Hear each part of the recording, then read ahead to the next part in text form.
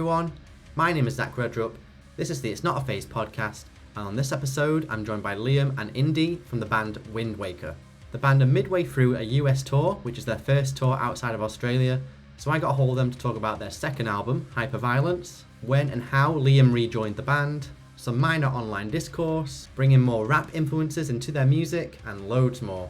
Before we get into the chat, if you do enjoy the podcast, then any support that you can give will be greatly appreciated. You can hit subscribe or follow wherever you're listening to or watching the podcast, leave a review or a comment, give the podcast a follow on social media, and if you do want to go the extra mile, there's also a Patreon and there's a web store too. You can find all the links that you need in the description of this episode, or you can head to itsnotaphase.co.uk. Now with that all out of the way, here's my chat with Windwaker. What's up everybody, thank you for joining me on this episode of It's Not a Phase, where I'm joined by Liam and Indey from the band Windwaker. How are you two doing? We're very well, thank you. How are you doing, Zach? All good, all good. And I believe you guys are on your first tour outside of the Australia, so that must be really exciting for you guys. Yeah, it's like absolutely a dream. I think for both of us, it's been a dream since we were a kid to like be able to come to like specifically North America, Canada. Seeing these places, it's been a dream come true. So great opportunity. Bucket list item, hey. Mm-hmm. One of those like when you start a band, you dream of coming overseas. So it took a while, but we got there, and now it's like now that it's happening, it's like wow, we're actually living a dream. It's really cool. Well, they say the best things come to those who wait. So there you go.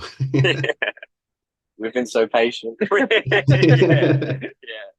How have the US crowd's been taken to it? Because I guess on your end, you're kind of like you're seeing these numbers and stuff, but you're never sure how it kind of translates into actual real people.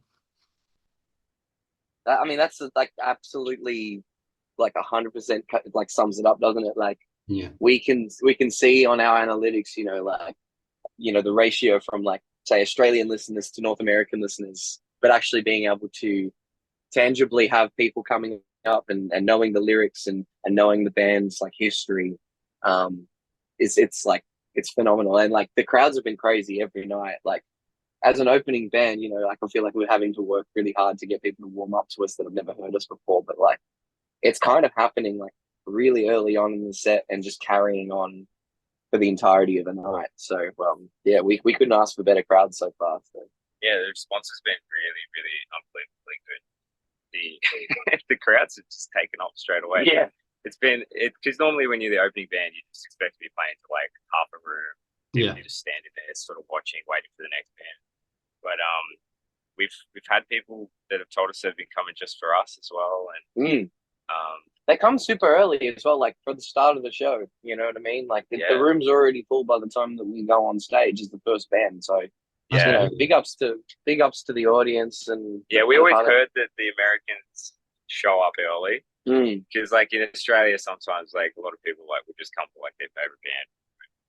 Yeah, it's a bit like that. But Americans seem to really show up like right at the start of the set, which is unreal. Getting their money's worth. So. Yeah. Well, that's good for you being the opening band. They come early, so yeah. It's great. Well, you've got another album coming, second album, Hyperviolence, that comes on July 12th via Fearless. How are you feeling about finally getting this record out there to the people? It's been a long time coming. I feel like we've had this release date for the better part of like this whole entire year, like since last year really. We've been working towards this release date and dropping singles, and it's going to be really good to be able to contextualize all of that in the form of an album for everybody, because I feel like it's been so varied and dynamic with each single release that to have something that just kind of ties it together, I think is going to be really, really good for us to at least, like I said, contextualize it for an audience. I'm stoked, man. I think it's our best work yet. I agree. Yeah. And like singles have gone really, really well. They've been our best performing singles. Obviously Sirens came out before we announced the album last year, but that's on the album, so it still counts as a single, right? It's technically like the first single from the album. First thing. And we've been sitting on it for when we released the previous album, we've been sitting on that for like a year and a half. This one we've been sitting on for a little less. So I think we're equally as stoked about the songs coming out as everyone else. Yeah. Well, I mean, there's been a bit of a change between the two albums to just kind of give people some context. Obviously, Liam, you were initially in the band, but then you stepped down to focus on some other things. I think you had another project called Reside. I don't know if that's still going. It's just, on hiatus or whatever it is at the moment. And then obviously Will left as a singer, and then you came back as the vocalist. So when I'm just guessing, wondering when did those kind of conversations begin that you would not only come back to the band but come back as the vocalist? Like, have you all been in contact since? Like, who approached who? Like, how did that all kind of happen?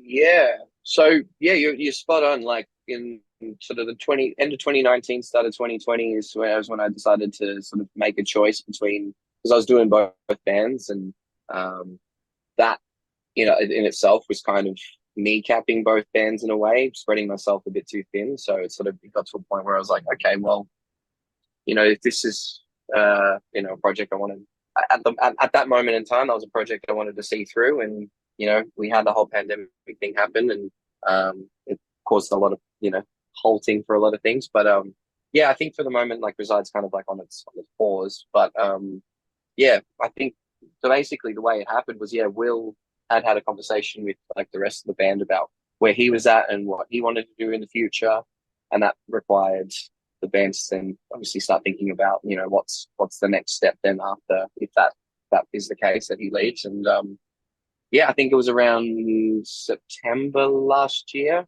Was it September? Oh no, year before. Holy crap! I've been in the band for longer than a year. Yeah. Yeah, okay. So I called you. Yeah, Indy called me. I was at my day job. Yeah. About an hour away from finishing. He's like, "I'll call you back in an hour when you're done." And I'm on my drive home, and he's like, "Do you want to audition for the band?" And I was just like, "Yeah." I was like, "Yeah, I really do." Especially, like I said, the reason I brought up the pandemic is just like those couple of years where you feel like you're not, playing or performing at your potential, because of external forces.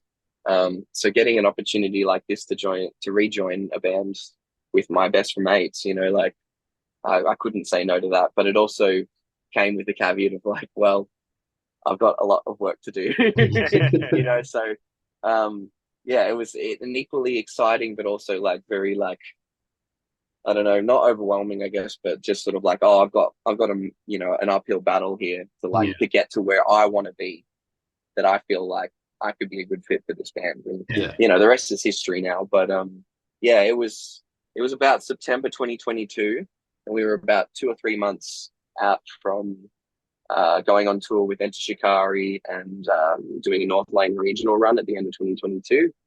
So we had a lot of work to just basically. We just threw you in the deep end, really. Yeah, I did. I did my auditions. I learned 2 songs. It was Beautiful, Superstitious, and then basically immediately after that, it was just like, okay, well, it's you. Let's go. I think we knew it was going to be anyway. From the get-go, it was like, it's a formality, Yeah, I remember when Will decided to go, we were like, it just made sense to get you back, because from a PR perspective as well,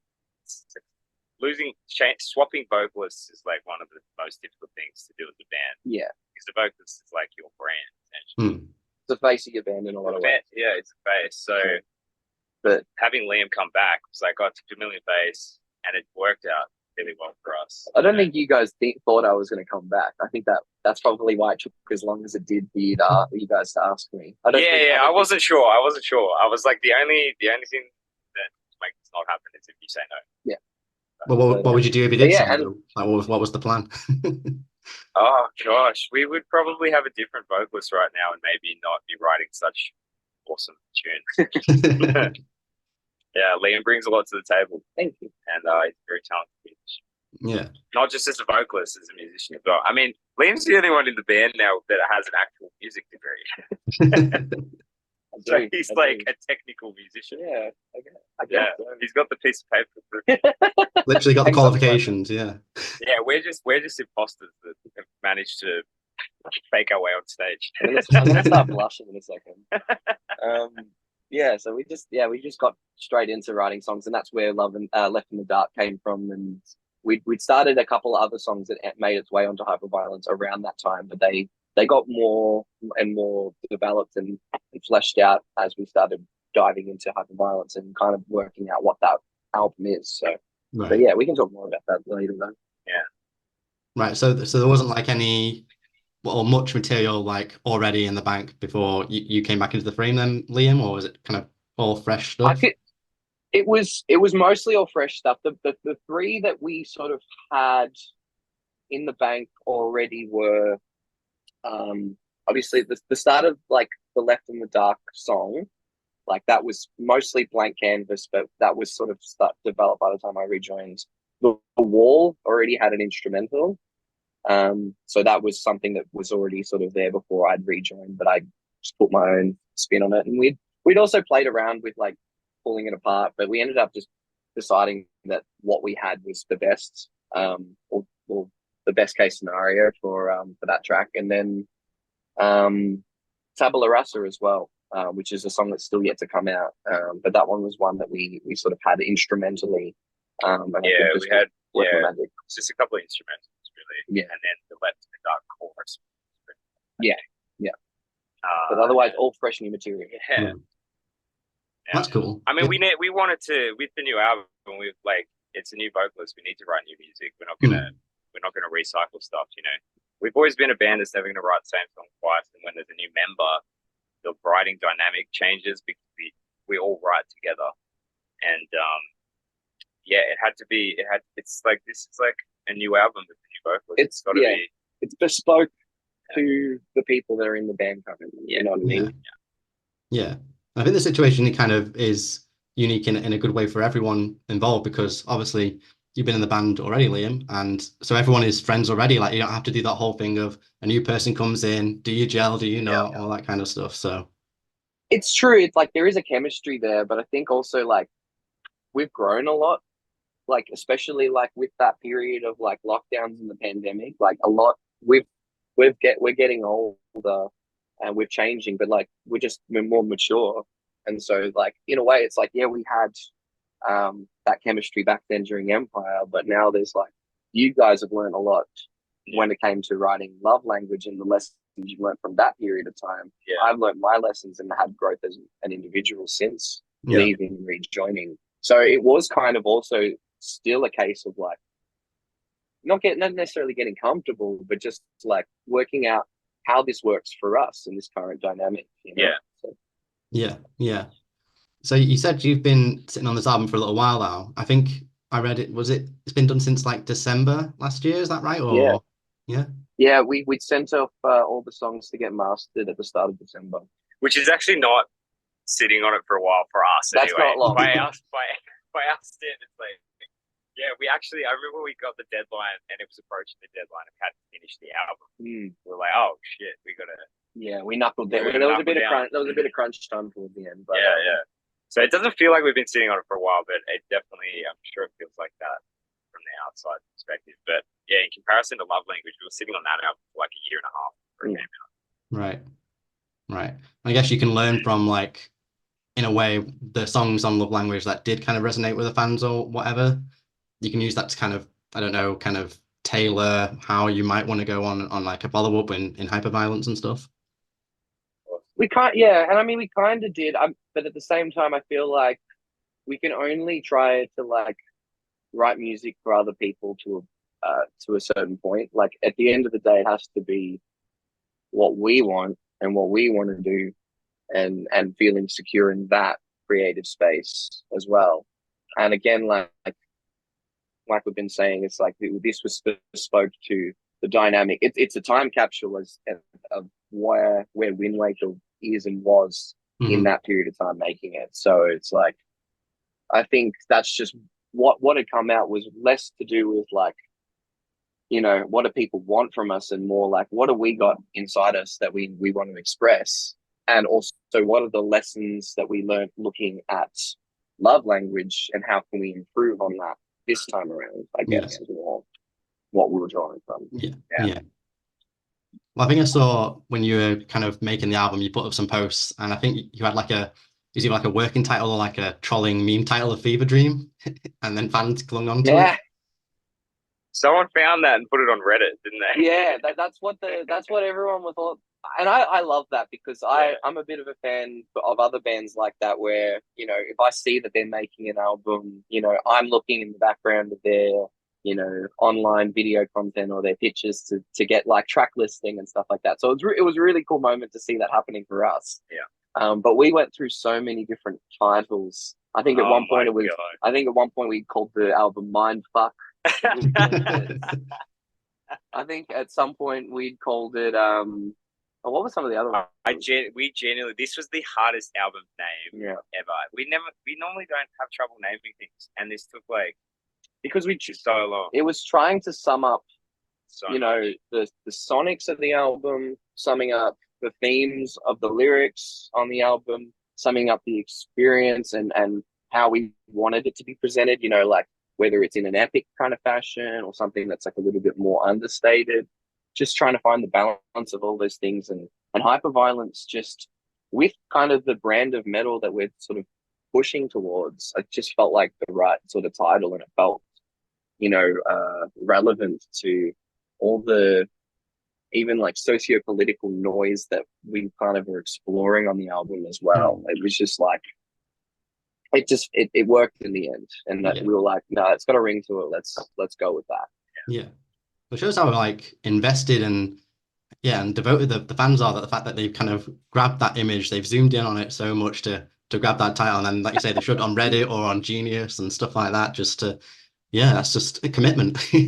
Seeing it on Genius was wild. Like I was just like, wow, this is like the next step. Yeah. I was like, it's one thing to have people speculate it in our Discord or on Reddit, like whatever, but like to have it just like on a Genius thing as like this speculatory like album was funny as. And like it's not like they were wrong, it had basis to it. We were kind of looking at releasing all of those 16 songs, but it's just, you know, we were in the middle of it. We didn't know until we got to the end point what we were going to do with it all and what it was going to be called. So yeah. I don't know if we were conscious about it being in the photo either. We probably weren't. And then when it popped up on Genius, we were like, oh yeah, crap. Yeah, because we thought we did hats. We were like, how the hell did I know? You know, and like working titles as well. Yeah, you know what I mean. Like they weren't even like the final titles. I was like, oh. But some of them were, so that's why we were like, well, maybe we have been like hacked or something. But it was just so makes sense. Well, just think, if you went with Fever Dream, maybe that whole like out of the blue beef over murder wouldn't happen. So maybe not. Yeah, that was funny. That was a funny day. It was a funny day, and like, I've spoken about this on another interview, but like, there's definitely like a nuanced response I have to that whole thing, and then there's just like just a general response. And I thought it was funny. It was fun. It was funny. We just woke up because we were releasing or announcing. We just announced the album. Break the rules and announce the album. Yeah. And then we had this tweet stuff going on about our album artwork on Twitter, and I'd never even heard of a murder before. We literally, I don't think anyone did our research. I don't think anyone knew what murder was. Like, no beef to them. We just didn't know who they were, and then they were like calling us out on stuff that wasn't even true. And normally, like when people do that, we don't respond. It's like, I don't give a shit. You can say what you want. But when it's like something that's factually incorrect, that's when we're like, okay, well, we need to correct that. And that's when it was like, oh, the album artwork's AI. Factually, that's incorrect. So, like, well, we have to just respond to that one thing. And then in our true fashion, like, we just meme online. Like, we're a meme. Yeah. We're a meme band online. We're not going to take it seriously. We're just like, cry about it. Here's a photo of the fucking artwork. Yeah, it's just us making the artwork. Your big long ass essay. And that's the thing, that big long ass essay, like, it's not off base. I agree with it for the most part. It's just a bad example. They just picked the wrong band. Exactly. Yeah. And if they could have just made it a generic essay about the state of the scene or something, and it actually would have been a nice discourse. Because I agree with that. You know, there's a certain state in which, you know, I think they were just a bit annoyed that they have the same album title, which is like not rare. It happens a lot, especially with a one-word title. It's a bit of proof that like not everyone's creative. Yeah, I mean, I agree with you. Like, Like I've listened to Emote before. I like their music, and their general point, I don't disagree with it. Like they are right. Yeah. I just didn't understand why, in making their point, they had to bring you and your album and album artwork into us. Like, what? This is a bit off the cuff. I don't know. Yeah. Yeah. No, but we like, there's no, literally it's such a little thing. Like we forget about it until people bring it up. But like we listen to some Murder, like they've got some sick tunes. Yeah. Got no, exactly. I love nothing my raw and noisy and punk music. You know, like that's where a lot of my music tastes come from, and I like that stuff. So I feel like real beef comes between bands that actually know each other. Like we don't know each other. There's no hate. No, exactly. I'm sure there's no actual hate from their end either. Yeah, I'm sure we can have a really good conversation about this in the future. Have a laugh. And, yeah. And you've got a t-shirt out of it anyway, so. Yeah, we did. Yeah, we made a funny t-shirt. We did. Yeah. Well, moving on from that, because obviously we're talking about your album, not online petty beef and stuff like that. Beefs, yeah. And we're talking about the cover artwork. So I don't know if I'm kind of like doing a bit of a reach here, but is it kind of like a continuation of the artwork from Love Language? Because you've got obviously that those bodies melding in that album, and on this one it's kind of like decaying away. It is and it isn't. Like I think in a way it is a continuation in terms of look, and maybe that's like our way of kind of gradually pulling away, but sort of keeping some sort of semblance of cohesion. But I guess like it's supposed to be a different sort of album thematically, I guess, speaking. Whereas I guess Love Language is this exploration of like the idea of love and how that affects identity and stuff like that. I mean, I can't speak too deeply on it. I didn't particularly have a whole core involvement in the writing of it, but I guess this is more to do with like a psychoanalysis. It's about identity. It's about like socio-political sort of things in terms of how that has an effect on our behavior and our expectations on each other. It's a lot more about observations of how people are and what people expect of you. And it, like I said, it's just like, it's noise, like there's a lot of conflict happening in the world in both, in a violent sense, in an online, verbal sense. It's everything. There's a lot of sides to things in this modern age, and that's kind of where I drew a lot of the inspiration from. Yeah, we went back and forth with the artist Andrew Ford a lot on the artwork, and we always knew that it was going to be related to Love Language just because there is a bigger center of the thing, and it's like it's similar in like composition, which I think is nice because we've always had like body parts in our artworks from starting from Empire. We had like the hands, and then with Love Language, with figures. It's just like a human visceral kind of element to it. So that's what we wanted to continue on. But as far as like, tying it to Love Language, I think like that's about it. Yeah, that's about it. Yeah. Well, prior to the album even being announced, you chucked out a chunk of songs from the album as a kind of an EP. And, so that, like I say, the fact the album's not announced, so fans just assume that's kind of like a release for the foreseeable. EP is called Enter the Wall. How did the approach come about as to, a release plan of, hey, let's just shove out an EP of these songs? How did you even select which songs were going to go on the EP from the album to represent kind of like a pre-launch of the album?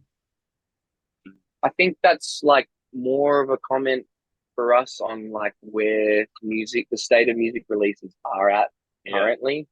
And kind of by design with how we constructed the album too, we really liked the idea of kind of waterfalling singles. And so on the album, it's kind of almost designed in that way where a lot of the songs could be singles. But as far as like deciding on that, like I think it just so happened that sort of the front half of the album is like got a lot of the singles in it, and those were the ones that we'd sort of all discussed amongst ourselves and the team, and we felt like those were, I mean, like Enter the Wall specifically as well, like with its timing, formed around the time we were playing Knotfest, so I feel like that framed a lot of the direction of what we put on that EP. But it's really just more to do with like the traditional kind of album rollout is sort of a thing of the past, at least for this current time, and it's sort of more us trying to keep that engagement. And in a way, it's kind of a response to how the rollout happened with Love Language. Like that sort of reflected more of a traditional album rollout, but it happened in such a quick amount of time. Whereas I think for a band our size, it's really important that we spread that out with all these opportunities that we have, with Knotfest, with this North America tour, and timing it. So it's just like, every 6 or 7 weeks, there's a new song, and it's building up into something, and it's, gathering collection. Yeah. So yeah, that's kind of where that came from, I suppose. Yeah, because the way we consume nowadays is different. The way we consume content and art is different. Like, everything's on streaming now. A lot of people don't have time to sit down and listen to a full-length album. There's always going to be people that appreciate albums and sit down and listen to them front to back. I'm one of them. Yeah, same. But most people will just playlist and find the songs they like. They might give it 1 or 2 listens through, but a lot of people just find it on playlisting, and it's really important to like focus and hone in on the songs that you really want to do well. And that's why it was a slower waterfall release, because we wanted to give songs the recognition we thought they deserved. That's the thing. You've got to kind of, no matter how, well, I guess the way you want to release something obviously plays into it, but you've also kind of got to play the game, so to speak. Like, you want your songs to get the attention that they deserve and stuff. So it works to our benefit too. Like, as you have sort of seen with like Enter the Wall and Moving Forward as well, like each song, like we said, it's so dynamically different. I think it gives them a good opportunity for us to just show different corners of the album, different corners of our sound. It's like a hype campaign. Yeah. And we've literally been able to see it in graph form, like the growth with each single release, just having a bigger week after a bigger week each time. So I think it's worked for us in this instance. It might not be something we do every time or forever, but at this point in our career and this point with our size, it worked well for us. Yeah, you're right though. It is. It's playing the game, and it's adapting to the way the world works. Yeah, 100%. Yeah. Well, you mentioned a minute ago there, like, it shows the kind of dynamics of the kind of collection of songs that are on the album, and it seems to me like rap and hip hop are a bit more of a present influence across this record. And I think I even saw is there a reference to Big L in the lyrics to The Wall, or am I kind of... Holy crap, someone picked it up. Lifestyles of the Poor and the Dangerous is one of my favorite 90s releases. Rest in peace, Big L. Yeah, I mean, and it was just worked as a double entendre. I'm Liam, I'm quite tall, but also shout out Big L, so yeah, put them on. That's probably more a comment. That observation about the album is more a comment on the fact that Liam is now in the band. Right. Because we've adapted to Liam's influences into our music.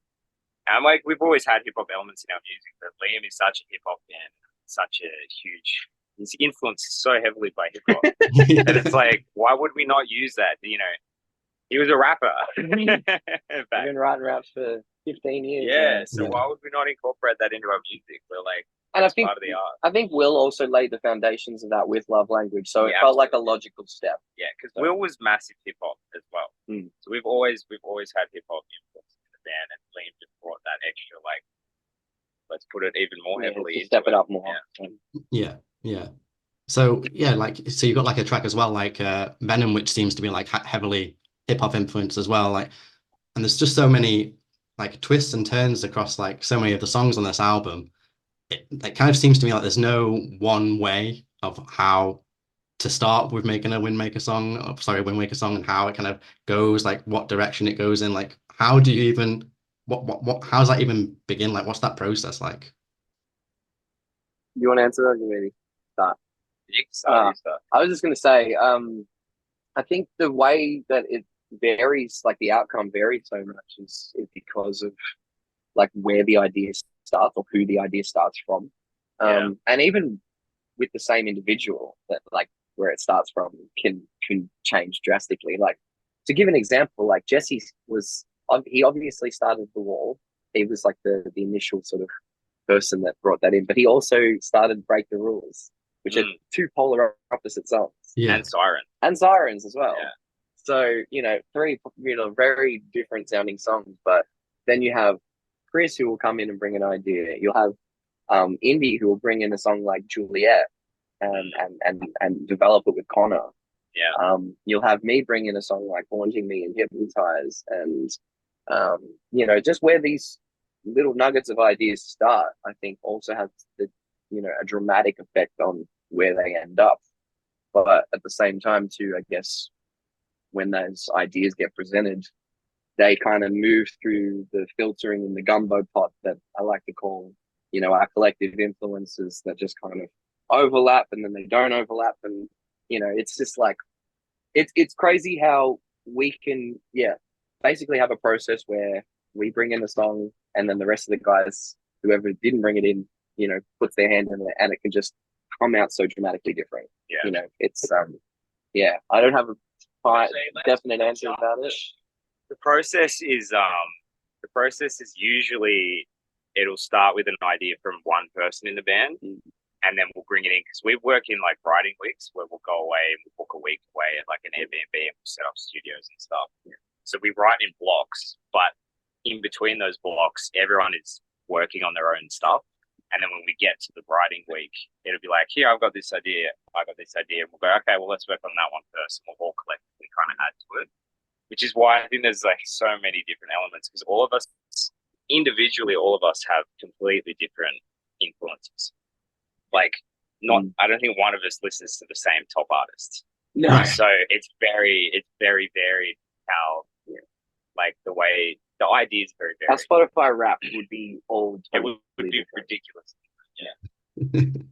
So do you like get to a point where you're trying these ideas and you're trying all these kind of different sounds and directions? Has it ever got to a point where it just sounds a bit too weird or too crazy and it just doesn't work?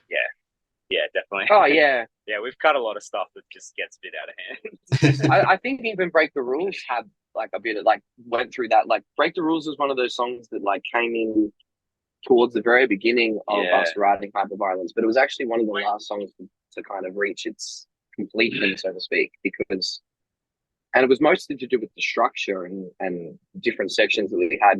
We'd have a section that was just a bit kind of off the wall, and we'd end up taking layers away from that and repurposing it into a different point in the song, and it just got moved around and misshaped, and we eventually landed on what we did, but it almost didn't happen. That song almost got cut.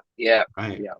So we've had lots of but I feel like also we play, like Chris is the producer, primarily, but then if like he's got a song, then like I might be like a co-producer or like the rest of the band would be like a co-producer, and we'll kind of flesh out his ideas and develop them in that way. And just like it's chaos. But it's organized. Organized chaos. It's creative in that sense. Yeah. Well, I noticed like kind of stepping away from music, you've started a mini series, I guess, about trying snacks in the US. Yeah. I'm so glad this is made. I'm glad this is kicking off. That's sick. You're wrong for giving Twinkies a 7. Twinkies are horrible. I know. Everyone said that. Yeah. And even I've said that after the video's been posted, but I'm also gonna just like put my foot down and stand by my score because that was how I felt in the moment. It's got to be the initial score. It was post-show. I was sweaty. I hadn't had dinner yet. It was the first thing I'd eaten in like 12 hours.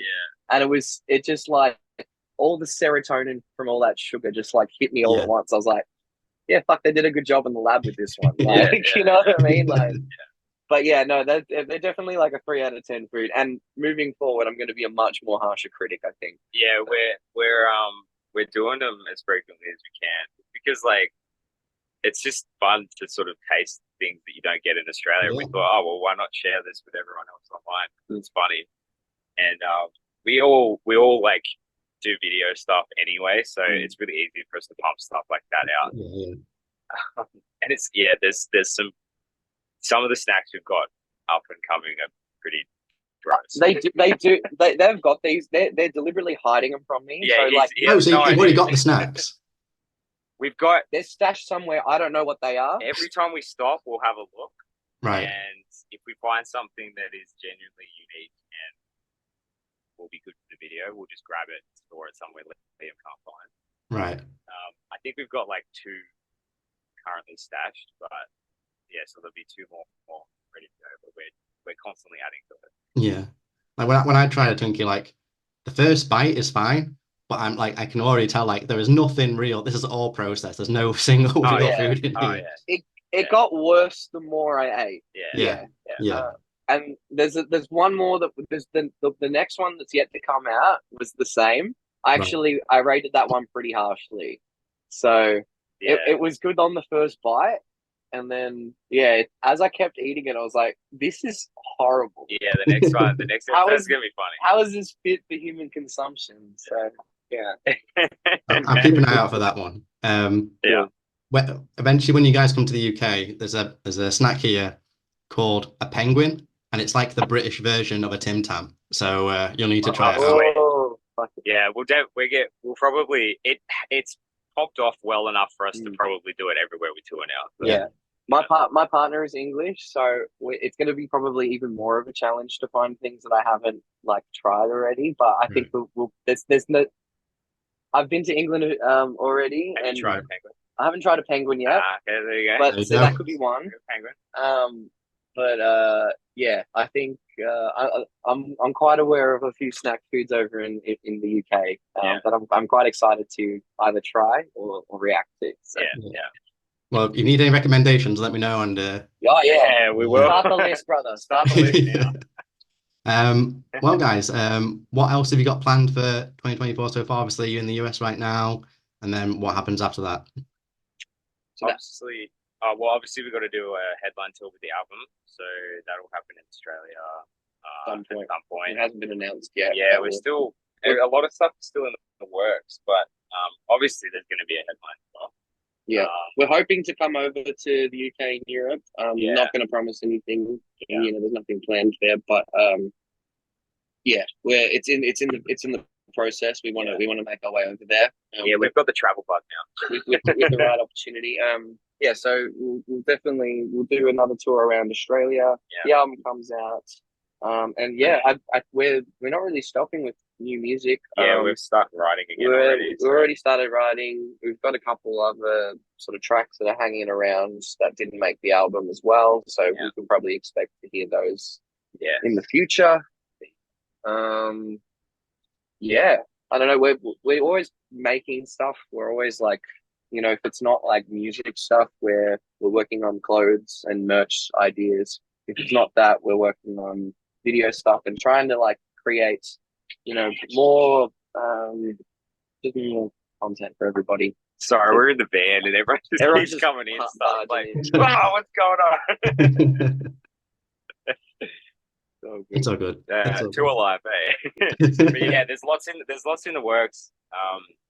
It's exciting. This album is hopefully going to give us some really big opportunities. Yeah, we'll definitely we'll be definitely returning to the US. I'm sure of it. Yeah. Awesome. Well, I've heard the album plenty of times. Potential album of the year material here, so you should be proud of it, guys. Yeah. Wow, thank you. Thank you. I appreciate that. That's awesome. We're pretty stoked on it. Yeah. I hope it's a lot of people's album of the year. Yeah. That's the hope. Yeah. Well, thank you very much, guys. I really appreciate you taking the time. Best of luck with the album that's coming out very soon. Before I let you go and enjoy the rest of the US, any final words, anything you want to say or plug? Floor's yours. I just want to take a little moment to say thank you to everybody that's been so supportive and welcoming with the new music. When we're playing shows, everyone's been amazing. I hope you guys all enjoy Hyperviolence when it's out July 12th. And that was mostly what I wanted to say. Yeah, have a listen and let us know what we think. We love hearing all the reviews and all that sort of stuff. Like we actively look for it. So it means the world. Yeah, we care a lot, and we hope you do too. Awesome. Well, thanks, guys. Yeah, I'll let you go. Enjoy the rest of your time over there. Hopefully, I'll catch you guys over here very soon when you finally get your asses over here. And let's keep in touch and speak to you soon. Thanks, Zach. Thanks for having us. So much. Of course, yeah. See you later. See ya. Bye. And that's it. Thanks so much for tuning in to It's Not a Phase. If you enjoyed this episode, then don't forget to hit subscribe so you don't miss out on any future episodes. Leave a thumbs up if you're watching on YouTube. Follow the podcast on social media, and maybe even join the Patreon or grab some merch from the store. You can find everything that you need at itsnotaphase.co.uk.